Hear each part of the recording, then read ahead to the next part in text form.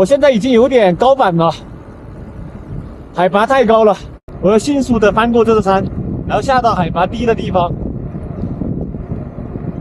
车子倒是没有任何问题，但是我人顶不住了，而且现在下着小雨，目前这里的温度只有5度左右，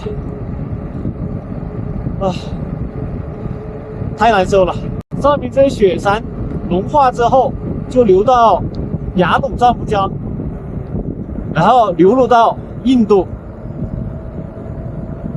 这里是世界的屋脊，中国西藏。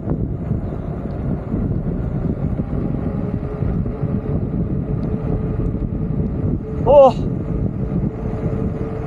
雨越来越大了。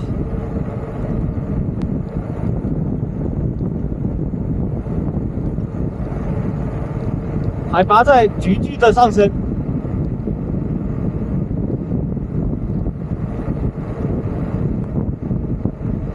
万幸的是这辆车给力，如果车子不给力的话，加上人又高反，后果难以想象。我先不录视频了，我先爬上去再说，人顶不住了。哇，经过1个小时的攀爬，终于到达了德姆拉山垭口，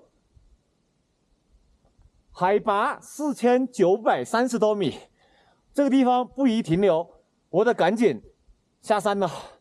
人高反扛不住了，车子是没有任何问题。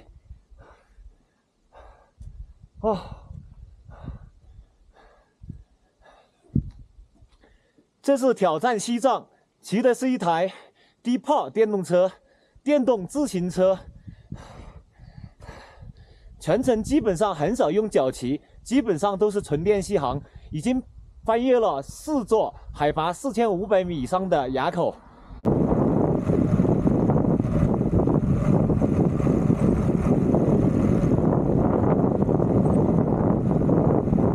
现在海拔下降了800米，温度大概回升了2度左右，人舒服多了，但是还是特别的难受，得抓紧下山。